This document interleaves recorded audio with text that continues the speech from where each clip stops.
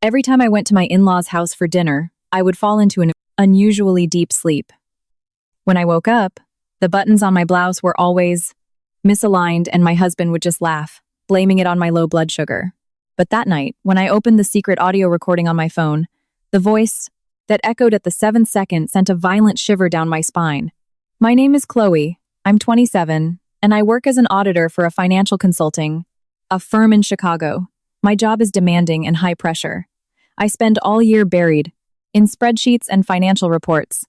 During tax season or fiscal year end, staying up until 2 or 3 inches the morning is the norm. I've been married to Hunter for 3 years. He works as a construction project manager, while his father, Richard, is the deputy commissioner of the city's Department of Buildings, a wonderate, powerful man in local real estate. My mother-in-law, Helen, is a retired high school chemistry teacher. These days, she spends her time going to farmers' markets, tending to her garden, and taking evening Zumba classes at the local rec center. Since our wedding, my in-laws had one unbreakable rule. On the 1st and 3rd Sunday of every month, Hunter and I had to come over for family dinner. No matter how busy we were, attendance was mandatory. For 3 years, we never missed a single one. That was until 4 months ago. The first time it happened was at a Sunday dinner in early April. That evening, Helen had made her famous slow-cooked pot roast, along with a blank, rich, earthy wild mushroom and wild rice soup. Richard had even opened a bottle of vintage reserve bourbon he'd brought back from a trip to Kentucky. The atmosphere was completely normal, even quite pleasant.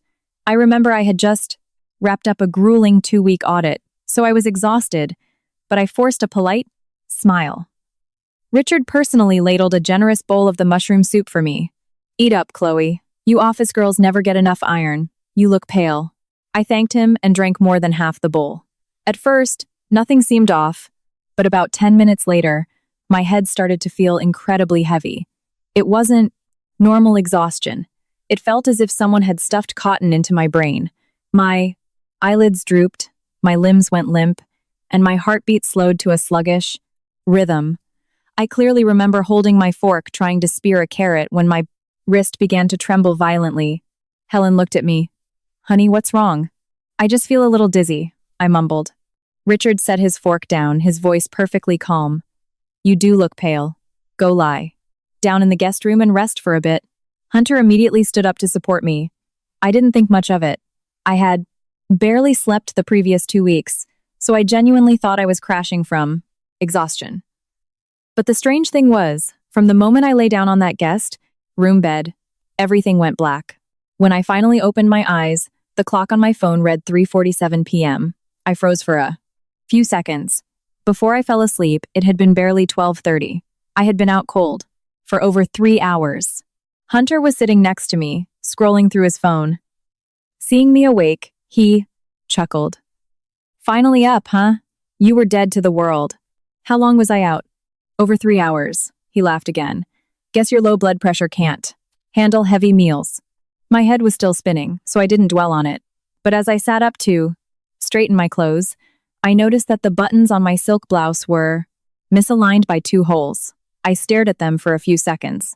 Eventually, convincing myself that I must have tossed and turned in my sleep and popped them open, I brushed it off. If it had only happened once, I probably would have gone my whole life without second-guessing it. But the next month, it happened again. This time, Helen had made a hearty chicken stew. Just like before, Richard insisted on serving me. I hadn't even finished half my bowl when that familiar, crushing drowsiness hit me. This time, it was faster.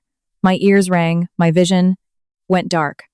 Before I could even put my spoon down, my body went completely limp against the dining chair.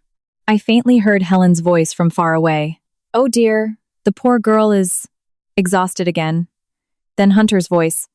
"I'll take her to the guest room." Then a pitch-black void. When I woke up, it was almost 4 p.m. This time, I knew something was wrong. Before coming over, I had applied a long-lasting matte lipstick, the kind that survives meals. But when I woke up, my lipstick was mostly smudged off, and there was a harsh red streak across my chin like it had been wiped. Aggressively, I asked Hunter, "Why is my lipstick so smeared?" He didn't even look up from his phone. You probably rubbed your face into the bursitis pillow. I stayed quiet, but from that day on, a seed of dread was planted in my mind. In June, I decided to run a test. Before leaving our apartment, I synchronized my phone clock and my wristwatch down to the second. I used a waterproof liquid eyeliner to draw a tiny dot on the inside of my wrist, hidden right beneath the watch face. Before walking out the door, I took a mirror selfie of my buttoned-up blouse. At my in-laws, everything played out exactly the same. Butternut squash bisque. Richard serving it personally. I took a few sips, and that familiar, strange taste hit my tongue. It wasn't an herb, nor a normal spice. It was a faint, earthy bitterness, masked by the heavy cream. This time, I didn't say a word. I faked being dizzy and slumped onto the table. Through my narrowed eyelashes, I saw Hunter stand up and carry me to the guest room. He laid me on the bed, pulled out his phone, and took a picture of me. Then a second one. My heart turned to ice. I fought with everything I had to stay tethered to consciousness. The moment the bedroom door clicked shut, my eyes snapped open. My wristwatch was exactly 26 minutes behind my phone. The waterproof dot on my wrist was still there, but it was violently smeared, as if someone had roughly grabbed and dragged my arm. 2 buttons on my blouse were undone, and when I checked Hunter's synced cloud photos on an iPad I had hidden in my purse, there were 3 new photos. All of them were of me lying unconscious on the bed. From that second on, I knew for a fact, every time I fell into a deep sleep at my in-laws, someone was touching me. But the most terrifying part wasn't just that fact. It was that I had no idea what they were doing to me. That night, lying next to my husband, I couldn't sleep a wink. I listened to the hum of the AC, to Hunter's steady breathing, while those photos looped in my blank mind. If a man truly loved his wife, would he stand over her unconscious body, taking pictures? Or was he documenting something? I started paying attention to everything. I realized I only passed out after consuming soup or drinks handed directly to me by Richard. I also noticed another detail. Every time I woke up, Helen avoided making eye contact with me. Once, I even caught her nervously whispering to Hunter, "Did everything go okay today?" Hunter had replied in a hushed tone, "Yeah, it's fine." I pretended not to hear, but goosebumps erupted all over my body. A week later, I made a decision. I went on Amazon and bought a micro voice recorder, the kind that could record continuously for 8 hours. While typing in my shipping address, my hands shook so badly I messed up the zip code twice. I didn't know what I was preparing to face, but my intuition screamed that if I kept pretending everything was fine, I would soon lose my way out entirely. The night the recorder arrived, I locked myself in the master bathroom for half an hour. I recalled every detail, the misaligned buttons, the smeared lipstick, the photos. Then, a chilling realization hit me. For the past 3 months, Hunter hadn't let me touch his phone once. I spent that night wide awake. Hunter lay beside me, breathing evenly, occasionally rolling over to pull the comforter over my shoulders, just like he always did. Before, that gesture would have warmed my heart. Now, every time his hand brushed my skin, my blood ran cold. Once you start suspecting someone, every mundane action becomes a horror. I lay with my back to him, staring blankly at the streetlights, bleeding through the blinds, my mind flashing with the image of him photographing my unconscious body. I didn't understand his motive, but I understood one thing clearly. The man in my bed was no longer someone I could trust. Around 3 a.m., Hunter got up to use the bathroom. I immediately shut my eyes, feigning sleep. He walked softly, but I still heard the faint click of his phone, unlocking. The screen's glare reflected on the ceiling. I peeked through my lashes. He didn't go to the bathroom. He stood in the hallway, head bowed, furiously texting someone for a full minute before moving on. My heart hammered against my ribs. Since we started dating, Hunter had never hidden his phone. He used to hand it to me to pick the music while he showered.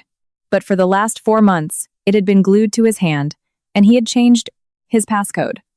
Once, I casually picked it up just to check the time, and he snatched it back aggressively, laughing it off by saying he had confidential work emails open. I had brushed it off then. Now, I was terrified. The next morning, Hunter left for his construction site. Before walking out, he kissed my forehead. Don't forget, Sunday dinner at my folks' place this weekend. I stared at him for a few seconds before nodding. Yeah. The moment the door locked, I shot out of bed. The first thing I did was open my Salson laptop and pull up the photos from his synced cloud account again. I zoomed in on every pixel of the 3 photos he took of me unconscious. At first, I saw nothing. But then, in the bottom right corner of the second photo, barely visible at the edge of the frame, was another man's hand. It wasn't Hunter's. The hand was wearing a heavy black onyx ring. I sat there paralyzed. Richard owned a ring exactly like that. I had seen him wear it to political fundraisers. My throat went bone dry. If Richard was in that room with me while I was unconscious, this was no longer a simple marital betrayal. I immediately called my firm and took a remote workday. Then, I drove to an electronics store downtown and bought a hidden camera disguised as a standard wall outlet plug. When I paid, the cashier smiled and asked, "Nanny cam?" I forced a smile. Yeah, something like that. Only I knew how badly my hands were shaking. That afternoon, I tested the device in my living room. The lens was microscopic, the footage crystal clear, and it started recording the moment it was plugged into a socket, syncing directly to a cloud drive. I read the manual 10 times, formulating a plan. This Sunday, I was taking it to my in-laws. If they were doing something sick to me this time, I would catch them red-handed. For the next few days, I forced myself to act normal. I went to work, ate dinner, chatted with my husband. On Thursday night, we even went to Whole Foods to buy groceries like any normal millennial couple. He was as gentle as ever, carrying the heavy bags, asking what I wanted for dinner, looking at his handsome profile under the fluorescent supermarket lights. A shudder ripped through me. How could a human being wear such a flawless mask? On Friday night, while I was reviewing an audit report, my phone buzzed. It was Helen. "Chloe, honey, come a little early this Sunday. I'm making your favorite." "Sure, Helen. Oh, by the way, we're having guests. Some friends of Richard's from downstate." I paused. Guests? Yes. 2 men who do contracting work with Richard. I gripped my phone tightly. A terrifying thought flashed through my mind. Were the men in those photos the guests? I barely slept that night, too. On Sunday morning, I prepared more meticulously than ever. The audio recorder was tucked inside the lining of my purse. The outlet camera was hidden beneath a pack of tissues. My phone's GPS was set to share my live location directly to my work laptop. I also texted my best friend, Maya, "If I don't reply to your text tonight, call me continuously." Maya replied jokingly, "It's just dinner with the in-laws. Why so dramatic?" I stared at her text for a long time, not knowing how to reply, because even I couldn't fully believe how dark this rabbit hole had gotten. We arrived at my in-laws' house in the Chicago suburbs just before 11 a.m. When the door opened, I immediately noticed 2 extra pairs of men's dress shoes in the foyer. Helen was bustling in the kitchen, while the living room echoed with loud conversation and laughter. Seeing me, Richard smiled warmly. "Ah, my favorite daughter-in-law is here." The 2 men sitting on the leather sofa turned to look at me. One was in his lasher 50s, heavy-set with a dark, ruddy complexion. The other was younger, maybe 40, with a buzz cut and a gaze that made my skin crawl. Richard introduced them. "Chloe, this is Tom and Marcus, partners of mine." I greeted them politely. But when I looked up, I caught Marcus eyeing me up and down for a second too long. His gaze sent a chill straight down my spine. Lunch started at noon. Today, along with the food, Richard poured the bourbon. He handed me a crystal tumbler. "Have a little drink to relax, Chloe." I smiled, brought the glass to my lips, faked a sip, and discreetly spit it into my napkin, exactly as I had planned. While everyone was deep in conversation about zoning permits, I casually dropped my purse near the liquor cabinet in the corner of the living room and swiftly plugged the hidden camera into the wall outlet, hidden by the shadow of the cabinet. My heart pounded so hard I thought they could hear it. If they caught me, I didn't know what would happen. Luckily, no one noticed. Around 1 p.m., the familiar script began. Helen looked at me. "Chloe, are you feeling okay?" I rubbed my temples. "Just a little dizzy, Helen." Richard stood up immediately. Go rest in the guest room. Hunter came over and wrapped an arm around my waist. The moment his hand touched my back, it took every ounce of my willpower not to violently flinch. I let him guide me into the familiar guest room. The door shut. Hunter laid me on the bed and leaned in close to my ear. Just sleep for a bit, he whispered softly. But a second later, I heard the sound of the door locking from the outside.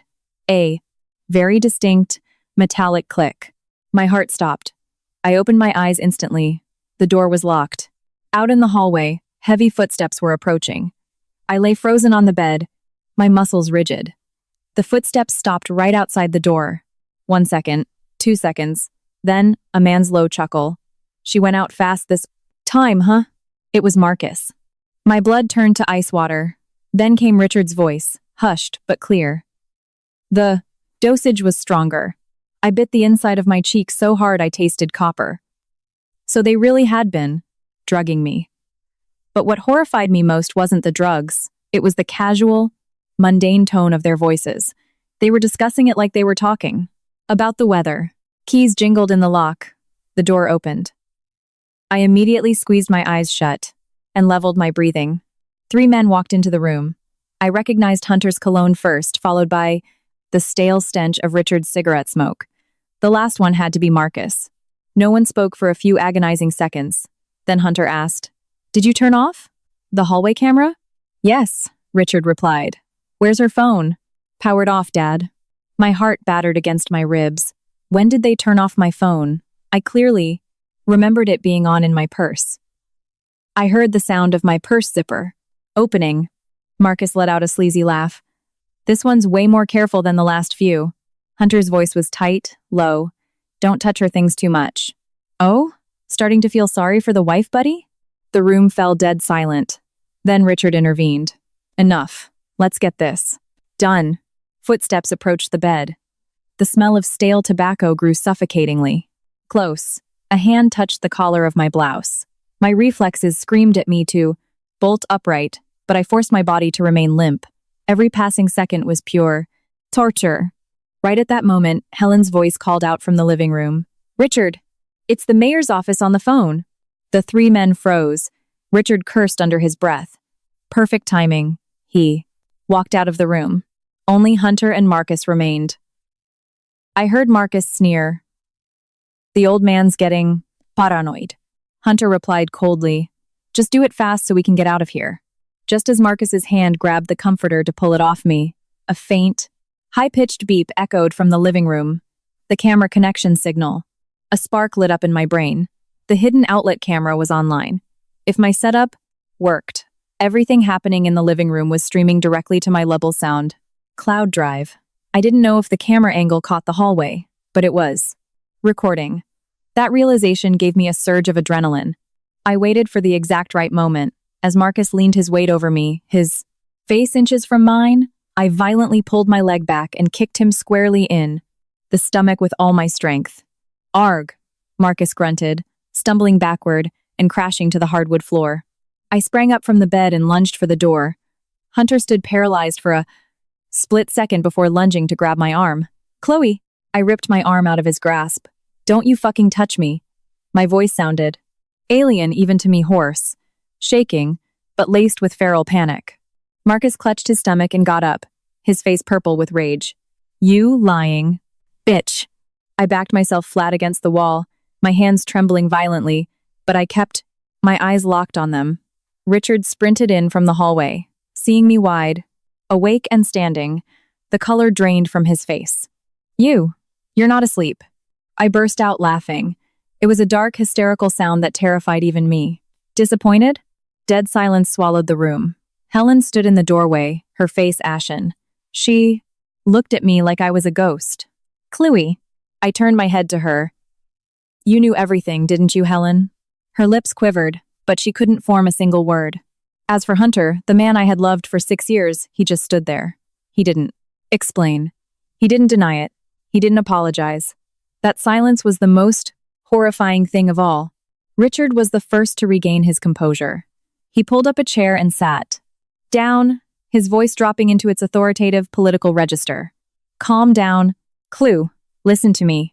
I stared at him, hot tears finally brimming in my eyes, though I refused to let them fall. Don't talk to me like you're my father. Richard's eyes hardened. If you blow this up, the person who gets hurt the most is you. Haven't I been hurt enough? You don't understand, he sighed, playing the victim. In this world, some things just can't be clean. I just needed to secure those commercial properties in the West Loop. Once the zoning papers were signed, no one was ever going to touch you again. My ears rang. You make it sound so casual. Richard looked me dead in the eye. Sign the transfer papers. I'm getting $1.2 million per property. I will personally give you and Hunter a $2 million cut. You can move wherever you want, live however you want. I stopped breathing. $2 million. So my dignity, my body, and my life? I had a price tag in their eyes. I slowly turned to Hunter. You agreed to this? He kept his head down for a long time before whispering, Chloe, just sign it. It'll all be over. I looked at the man in front of me and felt like I was looking at a total stranger. And what about the other women before me? Hunter went rigid. I laughed, tears finally spilling over. You know what they did to them, don't you? I know. You knew? I practically screamed. Helen suddenly broke down, sobbing. Chloe, please, I'm begging you, don't make this a scandal. I snapped my gaze to her. When they locked the door, you were just out there. Making lunch, weren't you? She sobbed louder. But I felt absolutely no pity for her. Some people don't commit the evil themselves, but they close their eyes and stand by. And sometimes, bystanders are more despicable than the monsters. Right at that moment, Richard's phone buzzed. He frowned and answered it. Just seconds later, his face contorted in panic. What? He hung up, jumping to his feet. The living room camera system, an external IP just connected to it. I froze. I was compromised. He whipped his head toward me. What the hell did you plant in my house? I said nothing. Richard shoved past me and bolted into the living room. Less. Then 10 seconds later, he returned holding the outlet camera. His face twisted. In pure rage, you little bitch. He spiked the camera onto the floor, shattering it. Hunter looked at me, pure panic in his eyes. What did you film? I clenched my fists. Everything. The room erupted into chaos. Marcus swore violently. Richard slammed his fist into the wall. Helen collapsed onto the floor, weeping uncontrollably. I was the only one standing perfectly still. For the first time in months, I no longer felt like prey. Richard pointed a trembling finger in my face. Where is the footage? I didn't answer. You think you won? He snarled. I looked at him. At least today, I know I'm not crazy. Richard gritted his teeth. You want to destroy this whole family, is that it? Family? I laughed. I looked at Hunter. From the second you locked that door, we ceased being a family. Hunter looked sick. It was the first time I saw genuine terror in him, because he realized this was entirely out of their control. And right at that moment, the wail of police sirens echoed from down the street. One cruiser, then another. Richard froze. The house went dead silent. Then came the heavy, rhythmic pounding on the front door. Chicago police. Department, open the door. The knocking was so forceful, the entire house seemed to vibrate. CPD, open up. I watched the color drain completely out of Richard's face. The cool, calculated composure of a man who had manipulated city politics for decades vanished in an instant. He turned to Hunter, his voice a low, desperate growl. Who called? Them? Hunter was pale as a sheet. I don't know. Marcus was the first to move. His eyes darted around the room like a trapped rat. He lunged for the back door, but Richard barked, Stand still. The pounding continued. If you do not open the door, we will breach. My mother-in-law was crying so hard she was hyperventilating. She clutched her chest, her hair a mess, looking at me with a mix of terror and pleading. Chloe, please tell them it's a misunderstanding. I stood there like a statue. 3 months ago, seeing her cry like that would have broken my heart. But now, all I could see was the locked door, Marcus's sleazy grin, and the hands pulling at my clothes while I lay paralyzed. I had no mercy left. Richard rushed to open the front door. The moment it swung open, 4 uniformed officers and 2 plainclothes detectives stormed into the foyer. The lead detective flashed his badge. We received a report regarding extortion, illicit recording, and suspected use of a controlled substance. Richard tried to summon his political swagger. Officers, there's been a misunderstanding. This is a private family matter. The plainclothes detective stared right through him. You're Richard, deputy. Commissioner of Buildings, correct? Richard puffed his chest out. You know exactly who I am. Good.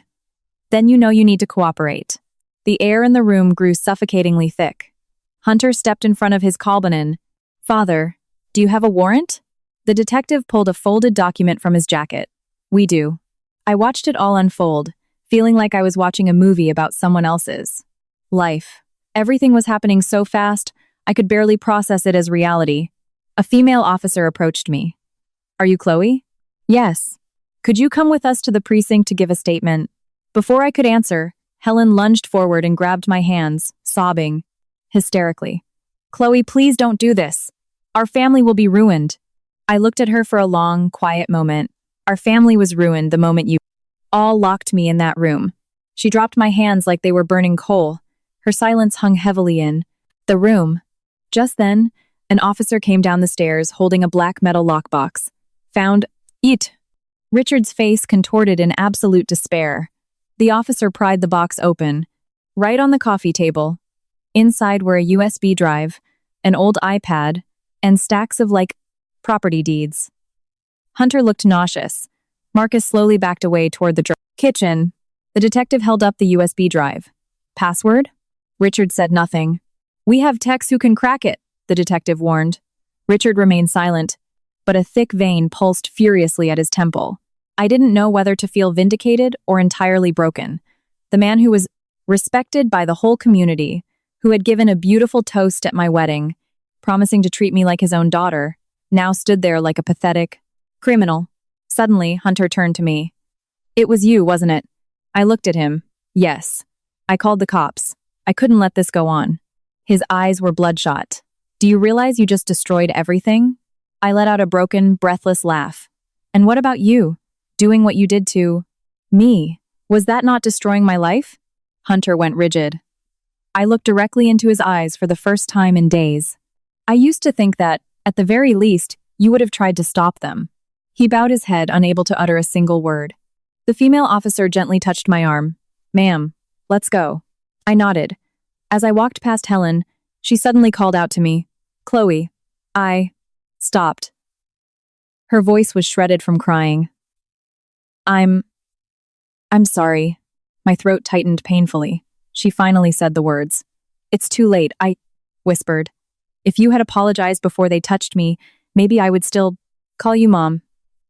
Now, I'm just tired. I followed the officers out to the cruiser. Only when the heavy car door slammed. Shut! Did I realize my legs were shaking so violently I couldn't have walked? Another step. It was fully dark outside. Neighbors in the upscale subdivision were peeking through their blinds. Some were out on their lawns, filming with their phones. I thought of the videos on that USB drive. The women before me must have felt this exact same suffocating despair. As the police car pulled away, my phone buzzed. It was Maya. I picked up. She was practically screaming. Oh my God, Chloe, where are you? Someone posted. A video on citizen of a police raid at your in-laws' house. I closed my eyes. The internet works faster than reality. Maya. What the hell is going on? You're scaring me. I was silent for a few seconds before answering. I'm getting a divorce. Dead silence on the other end. Then Maya asked, her voice dropping to a whisper. Did Hunter cheat on you? I stared out the window. The streetlights bled into long, yellow streaks across Dalmatians. The wet glass. It's far more terrifying than that. I sat in an interrogation room giving my statement until almost 1 a.m. When I finally signed the last page, the detective revealed something that shocked me. The anonymous tip containing the live video feed that prompted the raid didn't come from my phone. It came from an untraceable email address, sending the feed to the police department while the event was unfolding. I was stunned. I remembered clearly that the hidden camera was only linked to my personal cloud. Who had hacked into my system before I even had the chance, and why were they helping me? I left the precinct around 2 a.m. A light drizzle had started falling over Chicago. The city was so quiet I could hear the exact sound of tires hissing on the wet asphalt. A victim's advocate drove me to a hotel downtown to ensure my safety. I didn't speak a word the entire ride. In a single night, my in-laws' house had been raided. Richard was in holding, and Hunter was detained for questioning. The man I had slept beside for 3 years was now a suspect in a federal-level extortion and assault case. I sat on the edge of the hotel bed, staring at the ceiling, my mind a complete void, until my phone buzzed. It was a text from an unknown number. Do not trust anyone from his family, not even your mother-in-law. My chest seized. I stared at the message, then immediately dialed the number. The number you have dialed is out of service. A burner phone. I thought about the hacked camera. Someone was operating in the shadows, helping. Me. But who? And how did they know so much? I didn't sleep at all. Every time I closed my eyes, I saw Hunter blocking the door. I saw Helen's pleading face. The deepest pain didn't come from the monsters who tried to break me, but from the man who called me his wife while leading me into that slaughterhouse. The next morning, I walked down to the hotel lobby and found Maya waiting for me. The moment she saw me, she sprinted over and crushed me in a hug. You scared the hell out of me. I forced a weak smile. Is there anywhere to eat? I'm starving. Maya dragged me to a nearby diner. But before I could take 2 bites of my pancakes, her phone started blowing up. She looked at the screen, and the color drained from her face. Chloe, it's a massive scandal. I thought last night was bad. Twitter and the local news are exploding. They have footage of Richard being let out in cuffs. I gripped my fork. Maya lowered her voice. They're digging into all his zoning approvals for the West Loop developments. There are hundreds of articles. I stayed quiet. I knew the dam would break. I just didn't expect the flood to heat so fast. My phone vibrated. Mom. I took a deep breath and answered.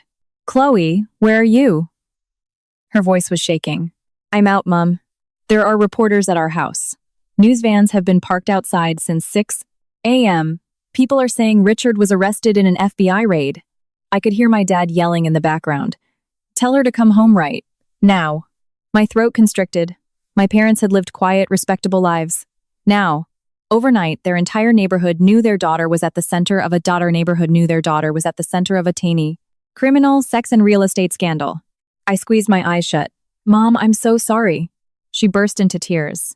What are you apologizing for? They did this to you. I bit my lip so hard it bled. For the first time since this nightmare began, I genuinely wanted to break down and sob. When I hung up, Maya grabbed my hand. Go stay with your parents. Don't stay in a hotel. If I go home, I'll just bring the media circus to their doorstep. Before she could argue, my phone rang again. This time, the caller ID read, Hunter. I stared at his name for a long time before hitting accept. The line was silent, for a few seconds before his raw, exhausted voice came through. Where are you? I thought you'd still be at the precinct. I just got released. I let out a dry, bitter laugh. That was fast. Hunter went quiet. Then he said something that made my blood run cold. My dad confessed to everything. I gripped the phone tighter. What do you mean? He told the detectives he orchestrated the whole thing. He said I had no idea. My chest felt like it was trapped in a vice. It took a long time to force the words out. And you? His voice broke. It was the first time I'd heard him cry in years. Chloe, I never wanted to hurt you. I let out a chilling, hollow laugh. You locked me in a room with rapists and thugs. And you tell me you didn't want to hurt me? I didn't think it would go this far. Then what the hell did you think was going to happen? Hunter choked back a sob. At first, Dad just said he needed the leverage for the West Loop properties. He said it was just a scare tactic. Just photos. The line went dead quiet. My heart felt like it had been shredded into pieces. Hunter, when you stood over me while I was unconscious, taking those pictures, did you ever, for a single second, feel sorry for me? It took him an eternity to reply, yes. So why did you keep taking them? He had no answer. I wiped a tear from my cheek. We're getting a divorce, Hunter. I never want to see your face again. I hung up, my hand shaking so violently the phone slipped from my grasp. Maya looked at me, her eyes red. Did you love him? I sat paralyzed for a long time. If I didn't love him, it wouldn't hurt this much. That afternoon, Detective Evans called me back to the precinct to review more evidence. Before heading over, I stopped at an AT&T store to buy a new SIM card. As I walked out of the store, I noticed a black SUV parked across the street. A man in a baseball cap was sitting in the driver's seat, staring dead at me. The moment I looked his way, the engine revved, and the SUV sped off. My scalp prickled. They still had people following me. This nightmare was just beginning. Ever since I saw that black SUV, my nerves were frayed. I developed a habit of constantly looking over my shoulder, checking reflections in glass doors, panicking every time I heard tires screech in a parking garage. After I finished my supplementary statement that afternoon, Detective Evans asked me to stay behind. He was in his 30s, calm, professional, and entirely empathetic. He placed a paper cup of water in front of me. Chloe, this case has grown incredibly complex. Beyond Richard, the FBI is getting involved, and we're looking into a broader network of individuals. I looked at him. Hunter, right? Evans paused. We can't make definitive statements yet. I gave a small, sad smile. I understand. He leaned forward, his tone shifting. I need to ask you something off the record. Have you ever seen any strange men around your in-laws' house before? I remember Marcus and Tom. Do you remember their faces? Yes. Evans nodded, pulled a manila folder from his desk, and slid a few mugshots toward me. I immediately pointed to Marcus. Evans's eyes darkened. Are you absolutely certain? I'm certain. He sat back in his chair, gathering the photos. His real name is Marcus Vance. He has 2 prior convictions for felony extortion and assault. My blood ran cold. I had assumed they were just corrupt businessmen using dirty NO tactics for real estate. Hearing about his violent felony record made me realize exactly how close to the edge I had been. Before I left, Evans said quietly, for the time being, do not go anywhere. Alone. Are they going to retaliate? He didn't answer directly, but his silence was all the confirmation I needed. I went to my parents' house that evening. The moment I walked in, my mom threw her arms around me and sobbed. She looked like she had aged 5 years in a few days. My dad sat in his recliner, chain-smoking a habit he'd quit a decade ago. He was a quiet man. But the moment he saw me, he asked bluntly, did he ever hit you? I shook my head. No. Dad stared at the floor. When you insisted on marrying him, I knew something was wrong with that family. I sat down next to him. Did you know something, Dad? He sighed. I met Richard a few times during the wedding planning. The man was a shark. His eyes. There was no warmth in them, just calculation. I bit my lip. There were red flags. I just chose to ignore them. For 3 years, Hunter kept our finances completely separate. Any assets tied to his family were strictly in a trust I had no access to. Richard was polite, but he treated me like an asset to be managed, not a daughter. That night, I slept in my childhood bedroom. Around 2 a.m., I woke up to the sound of my mom crying on the back patio. I walked out and saw my dad holding. Here. Mom grabbed my hand, her eyes bloodshot. Maybe we should sell the house and move, honey. I'm terrified. I hugged her tightly. Don't worry, Mom. The police are handling it. But honestly, I was terrified too. Around 1 a.m., my phone buzzed. An anonymous email. No subject line, just an attached video file. My heart pounded. I clicked play.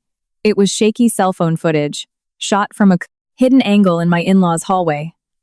Hunter was standing there, talking to Marcus. I could hear Hunter's voice clearly. After this West Loop deal closes, I want you out of here. Gone. Marcus scoffed. Getting cold feet, rich boy? I'm serious. Too late. Hunter clenched his fists. I didn't think the old man would take it this far. And what the hell were you thinking when you took the cash? I froze. Cash. The video continued. Marcus lit a cigarette and smirked. You're getting $300,000 for every property deed signed over. Don't act like a saint now. My face lost all color. I thought Hunter was just a coward. It turned out he was a profiteer. Then, at the very end of the video, Marcus said something that made my soul leave my body. Besides, Chloe isn't the first one. The video ended. I sat on the bed, paralyzed, my mind blank. I couldn't even cry. When pain exceeds your capacity to process it, you just go numb. A moment later, a follow-up email arrived from the same address. Do you want to know the truth about Hunter? I replied immediately. Who are you? No response. I sat there until dawn, analyzing the facts. This person had intimate access to the house, internal videos, and knew my contact info. It meant there was a rat inside Richard's organization. The next morning, I took the video straight to Detective Evans. He watched it in grim silence. Have you sent this to anyone else? No.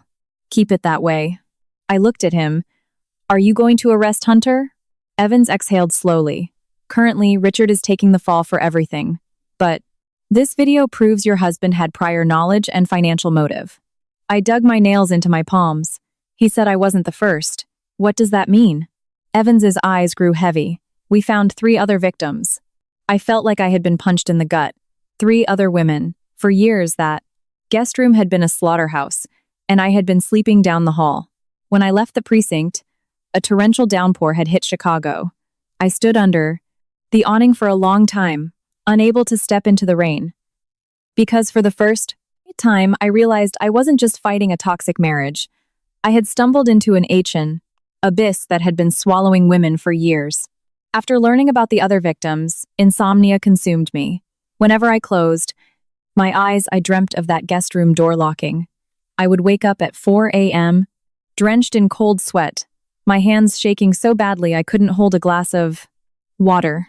My mom tried everything: herbal teas, melatonin, sitting by my bed, but nothing worked.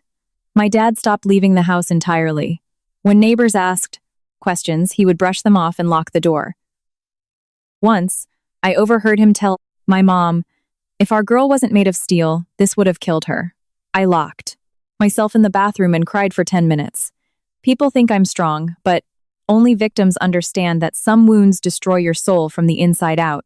3 days later, the district attorney announced the indictment of Richard and 2 associates for conspiracy, extortion, and assault.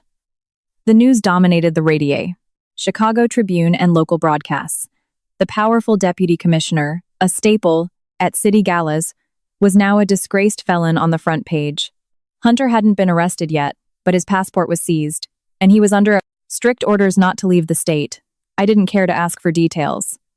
From a moment I heard he took a $300,000 cut, he was dead to me. That afternoon my phone pinged. Another email from the anonymous sender. 1 line. Tonight, 8 p.m., the coffee shop on the Riverwalk. Come alone if you want to know who sent the video. I forwarded it to Evans immediately. He frowned. It's too dangerous. Don't go. I have to know who it is. We'll have plainclothes officers watching you from a distance. At 8 p.m., I walked into the Riverside Cafe. The Chicago wind was biting. The cafe was mostly empty. I took a seat by the window overlooking the dark, churning river.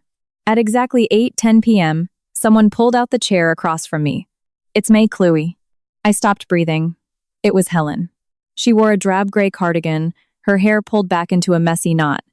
In just a few days, she looked like she had aged 20 years. Her face was hollow, her eyes sunken. I stared at her for a long time before finding my voice. You sent the videos. She looked down at her hands. Yes. My mind was spinning. Since when have you been recording them? She stayed quiet for a moment. Since the first time you passed out, I don't know what they were doing at first. I just noticed Richard and Hunter acting. Strange. Then, one day, I found a hidden folder on Richard's laptop. Her voice cracked. I threw up all night. I looked at her, my emotions a tangled mess. You knew, and you let it happen to me? She burst into tears. I was terrified, weren't you? At least I didn't serve the poison, I snapped, my eyes stinging. Helen buried her face in her hands. Do you think this doesn't kill me? He's my husband. He's my son. I've hated myself every single day. I turned to look out at the river, the city lights reflecting on the black water. Do you have any idea how it felt to hear that lock click? She wept, her body shaking. I am so sorry. It was her second apology. But this time, it wasn't a desperate plea to save her, the family's reputation. It was the broken confession of a mother whose world had burned down. After a long time, she reached into her purse and slid a silver USB drive across the table. Everything I managed to copy from his laptop is on here. I stared at the drive, a chill settling in my bones. How many others? She closed her eyes tightly. I don't know the exact number, but it's more than the police found. I felt sick. She continued, her voice trembling. Richard has been doing this for years. At first, it was just a dirty trick to force holdouts to sell commercial lots. Then, it became a habit, a sickness. He couldn't stop. How could a human being become so entirely devoid of humanity? Suddenly, Helen reached across the table and grabbed my hand. Chloe, I'm begging you for one last thing. I pulled my hand back. If Hunter goes to prison, promise me you won't ever see him again. I was stunned. She cried harder. He did an unforgivable thing. But I know he loves you. I gave a dry, humorless laugh. A man who loves his wife doesn't lock her in a room with monsters, Helen. She lowered her head in shame. I looked at her for a long time. Did Hunter ever try to stop it? She hesitated, then nodded slightly. Once. He fought with Richard all night. Over you. My heart twisted, but I kept my voice cold. And yet, he still chose the money. She couldn't answer. As I got up to leave, Helen called after me. Don't forgive him, Chloe. I stopped in the doorway, listening to her choke on her tears. Because even I can't forgive myself. I sat in my car for half an hour before turning the key. The rain drummed against the windshield. Sometimes, the truth is worse than the paranoia. I had hated Helen, thinking she was the mastermind. Now I realized she was just an aging, trapped woman, paralyzed by fear of the monsters in her own home. But her cowardice had ruined lives. I drove back to my parents' house around 11 p.m. My dad was waiting in the living room, a cold cup of coffee in front of him. Who did you meet? My mother-in-law. He frowned. What does that woman want now? I placed the silver USB on the table. She gave me the rest of the evidence. Dad stared at it, letting out a heavy sigh. I just want this to be over. Chloe. So do I, Dad. But we both knew we were too deep in the woods now. The next morning, I handed the USB to Detective Evans. He plugged it in, and the atmosphere in the room immediately turned lethal. Among the files was a crystal-clear video of Marcus and another man physically forcing a sobbing woman to sign over a property deed. I had to look away. Evans shut the laptop. This is enough to pull the rest of them in. What about Hunter? Evans looked at me. Your husband is in 3 of these videos. My chest tightened. Hearing it confirmed out loud was like taking a bullet. He might not have been the ringleader, Evans said softly, but he was an entity. Active participant and beneficiary. I know, I whispered. Marcus was paying him $300,000 per deed. Evans went silent. That explains why Richard is trying so desperately to take the sole fall. He's trying to save his son from federal prison. I looked at my hands. 3 years of marriage. I had pictured buying a house in the suburbs, having kids with him. Now, my entire life felt like a filthy, contaminated crime scene. That afternoon, I received a summons to attend a lineup and deposition regarding Marcus. Just seeing his name on the legal document made my stomach turn. That night, Maya came over with a 6-pack of IPAs. We sat on my parents' back porch. Drink, she said. I shook my head. I need to stay sharp. She looked at me sadly. You've changed so much, Chloe. You don't survive this and stay the same. She was quiet for a moment. If Hunter begged on his hands and knees, would you ever forgive him? I stared out into the dark yard. Some things aren't about forgiveness. They're about the fact that you simply can't go backward. Just before midnight, my phone vibrated. A FaceTime call from an unknown number. I answered. Hunter's face filled the screen. I froze. He was sitting in his car. He looked skeletal, his eyes bruised with exhaustion, a thick scruff covering his jaw. He looked like a man who hadn't slept in weeks. You changed your number, I said, my voice ice. Why are you calling? He stared at me through the screen. Can I just see you? One last time? No. His voice was wrecked. I know you hate me, Chloe. I don't hate you. He blinked, surprised. Hate requires passion, I said deadpan. I just feel absolutely nothing for you. His eyes filled with tears. I fucked up. I was so wrong. I let out a bitter laugh. You know what's pathetic, Hunter? You still think you just made a mistake. You didn't make a mistake. You became a monster. He bowed his head, his shoulders shaking. I tried to stop it. I swear to God I did. I know, your mom told me. He looked up, shocked. But Richard told you it was just about the West Loop properties, and that he wouldn't touch me, right? I sneered. A man who uses his wife as bait and thinks he's protecting her. It's psychotic. I never laid a hand on you, he pleaded, voice cracking. But you stood there and watched, I screamed at the phone. The men who do the evil are monsters, but the men who stand by and watch the woman they love get destroyed are cowards. And that's worse. Hunter wept openly. I know I don't deserve you, but I loved you. I really did. Tears finally spilled down my face. Not because I felt bad for him, but because I realized that sometimes love isn't enough. A coward's weakness will always overpower his love, and that weakness destroys everything. I hung up and sobbed into my hands. 10 minutes later, a text came through from Detective Evans. Marcus Vance just skipped bail. He's on the run. My blood turned to ice. A cornered animal is the most dangerous kind, and I was the one who put him in the corner. The news of Marcus fleeing kept me up the rest of the night. Maya slept on the Larian and Iron couch, but I knew she was awake, listening to me pace.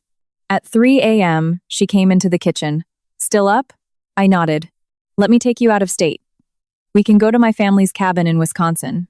How long can I hide, Maya? This wasn't just a divorce anymore. It was a sprawling federal syndicate. Marcus had nothing to lose. The next morning, Evans sent an unmarked police car to escort me to the precinct. The atmosphere in the bullpen was chaotic. Phones ringing, detectives shouting. Evans pulled me into an interrogation room and shut the door. Chloe, you cannot be alone anymore. Period. Did you find Marcus? No, but his cell pinged a tower near your parents' neighborhood late last night. My throat closed up. He's coming after me? Evans looked me in the eye. It's highly probable. You blew the whistle. You dismantled his empire. I gripped the edge of the metal table. Does Hunter know? Hunter is a mess, but we think Marcus contacted him. Right then, my phone rang. It was Helen. I answered on speakerphone. Chloe. She was hysterical. Hunter's in the hospital. My heart skipped a beat. What happened? He was driving drunk. He wrapped his truck around a tree. He's got a severe concussion, but the doctors say he'll live. She was hyperventilating. But, Chloe, right before the crash, someone called him. Evans and I locked eyes. Marcus. That afternoon, Evans and I walked into Chicago Med. Hunter was handcuffed to the hospital bed, his head wrapped in gauze, looking like a corpse. When he saw me, his chest heaved. Chloe. Evans didn't waste time. Who called you before the crash? Hunter closed his eyes. Marcus. What did he say? He said everything is ruined. He demanded cash and a clean car. He said if I didn't get him out of the city, he was going to leak the master drive. Evans leaned in. What master drive? Hunter looked at me, a look of profound despair on his face. Marcus kept a separate, encrypted hard drive. It has footage of dozens of women. High-profile women. Politicians' wives. Businesswomen. The room went dead silent. The evidence we had was just the tip of the iceberg. Marcus held the nuclear codes. Where is he? Evans demanded. I don't know, Hunter cried out. If I was helping him, I wouldn't have driven my truck into a goddamn oak tree. As we turned to leave, Hunter called out, Chloe, wait. I stopped. His face was chalk white. If you see Marcus, run. Do not try to fight him. He told me that if he goes down, he's taking a body with him. The ride back from the hospital was terrifyingly quiet. The sky over Chicago had turned a bruised purple, threatening a massive storm. Do you think he'll really come for me? I asked the rearview mirror. Evans met my eyes in the reflection. Men like Marcus don't take accountability. They seek revenge. When the police cruiser pulled up to my parents' house, Evans stopped the car. Sitting on our front porch was a bouquet of white lilies. Evans drew his weapon, motioned for me to stay in the car, and approached the porch.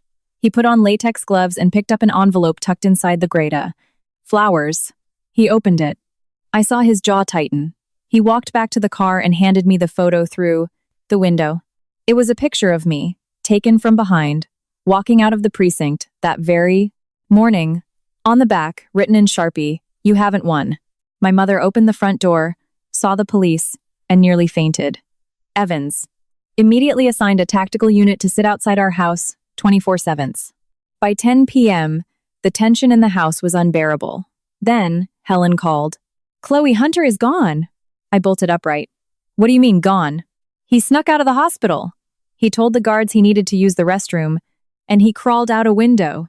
I looked at Evans, who was already reaching for his radio. He slipped the detail. Evans barked into the mic. At midnight, my phone lit up with a text from Hunter's number. "Don't tell the cops where I am." I called him immediately. He answered, breathing heavily.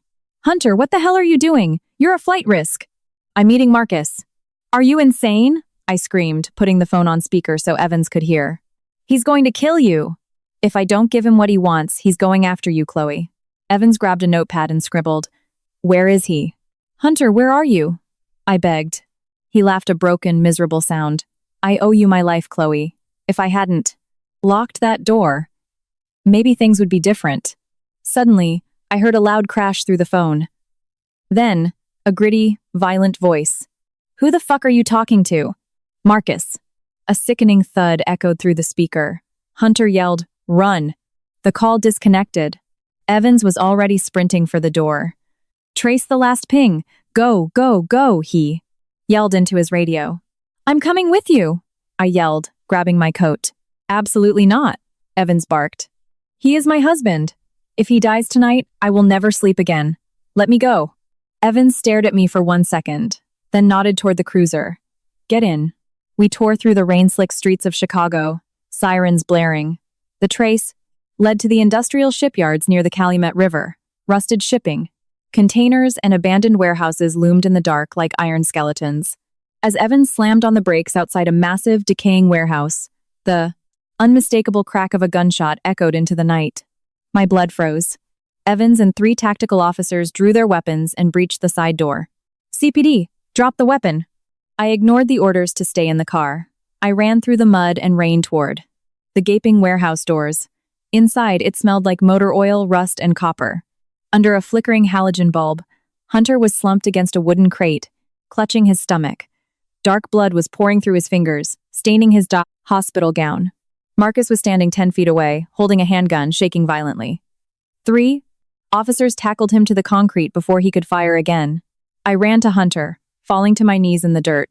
He looked up at me, his face devoid of color. "Chloe, are you okay?" My throat seized. The man who had destroyed my life, the man who had let me be, preyed upon, had just taken a bullet to protect me.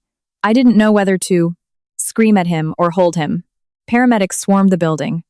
Marcus, pinned to the floor, spat blood, and laughed like a maniac.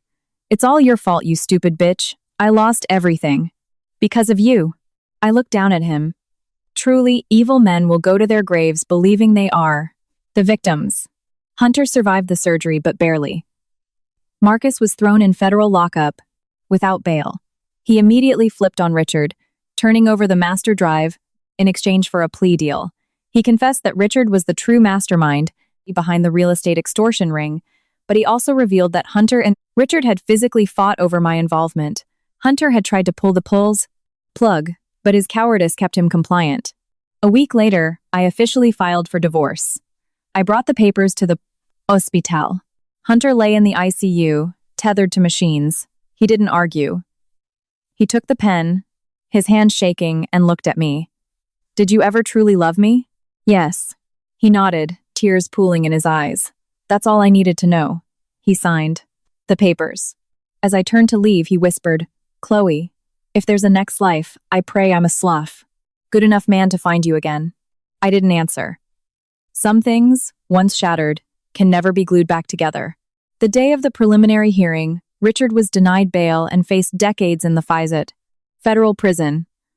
Walking out of the courthouse, the Chicago sun was blinding. I thought I would feel relief, but I just felt hollow. Trauma doesn't vanish with a judge's gavel. My phone rang. "Helen. Chloe. Hunter is missing." I stopped dead on the courthouse steps. "What?" He checked himself out of the hospital against medical advice. "No one can find him." That evening, Evans came to my parents' house. We pulled the hospital security footage. He left on his own accord. We don't know where he went. Evans looked at me gently. "Do you think he's suicidal?" My heart contracted. I remembered his words in the hospital. If there's a next life, that was the language of a man saying goodbye.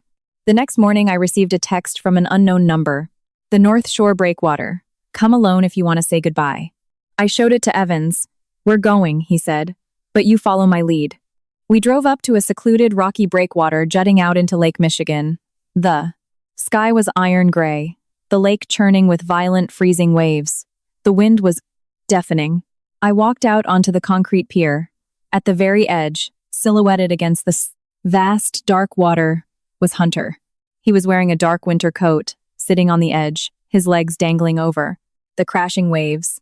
He looked over his shoulder and smiled weakly. You came.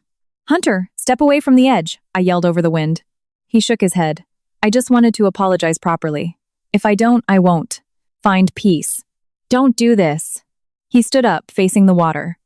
I used to tell myself that because I didn't physically hurt you. I was still a good guy. But when Marcus put that gun to me, in the warehouse, I finally felt the absolute terror and helplessness you must have felt in that room. I started crying. Hunter, please. If I could go back, I'd choose to be dirt poor before I ever let my father drag me into that house. He pulled a thick manila envelope from his coat and tossed it onto the concrete near my feet. That's all my offshore accounts. The money I took from my dad. Use it to help the other women. Police sirens wailed in the distance. Evans was running down the pier. Hunter looked at me one last time, his eyes red and brimming with tears. For once in my life, I'm doing the right thing. Don't forgive me, Chloe. Before I could lunge forward, Hunter stepped backward off the concrete ledge. Hunter! I screamed, the wind tearing the sound from my lungs. I slammed into the concrete barrier, looking over the edge. The freezing, violent waters of Lake Michigan had swallowed him whole. Search and rescue pulled his body from the rocks an hour later. Helen arrived, just in time to see the paramedics cover him with a sheet. She collapsed onto the pavement, wailing. It was in that moment I truly understood that karma doesn't just demand your money or your freedom. Sometimes it demands the people you love. The funeral was agonizingly quiet. The politicians, contractors, and elite friends who had toasted at our wedding were nowhere to be found. Only the sound of Helen's weeping filled the empty funeral parlor. I attended, not as a grieving widow, but to bury that chapter of my life forever. Before I left, Helen handed me a small wooden box. He left this for you. Inside was his wedding band and a folded letter. Chloe, if you are reading this, I didn't have the courage to keep living. My greatest regret isn't just that I sinned, but that I knew I was sinning and was too much of a coward to stop it. I thought standing by made me innocent. I was wrong. Watching the woman you love get destroyed is the cruelest violence of all. Please use the money for the victims. Live a beautiful life. I am finally letting you go. I wept until the ink blurred. Some people realize the truth too late, and the universe doesn't grant them a second chance. Helen sold the suburban house and moved back to a rural town in Ohio to live out her days in isolation. I declined the money she tried to give me.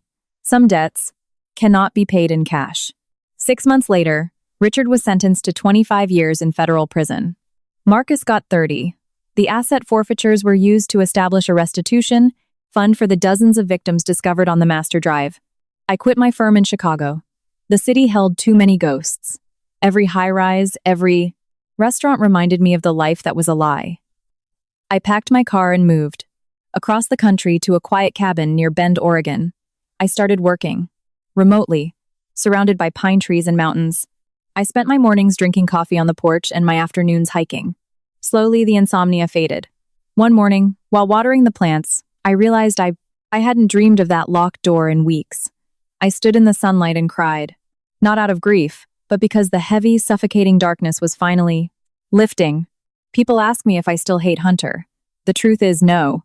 I just feel a profound, tragic pity for him. He could have been a good man. He was the man who once waited 2 hours in the freezing rain to drive me home. But he bowed his head to greed and cowardice for far too long. The most terrifying monsters in this world aren't always the ones born evil. Sometimes, they are the ones who know exactly what is right, but choose to stand in silence and watch the darkness grow, because eventually, that silence destroys everything. You don't become a monster overnight. You compromise your morals an inch at a time. You look the other way today. You rationalize it tomorrow. And before you know it, the unacceptable becomes your daily reality. Hunter wasn't born cruel, but a good man without a spine will eventually be dragged into hell. People compromise themselves for money, to protect their status, or out of a twisted sense of family loyalty. But the bill always comes due. True peace isn't found in a luxury condo in the West Loop or a massive trust fund. Peace is going to sleep without jumping at shadows. It's sitting at a supper dinner table without averting your eyes. It's looking your parents in the face with a clean conscience. So if you have a family waiting for you, people who love you unconditionally, do not trade them for the world. Life is not about how fast you acquire power or money. It's about making sure that when you eventually turn around, the people you love are still standing there, waiting for you.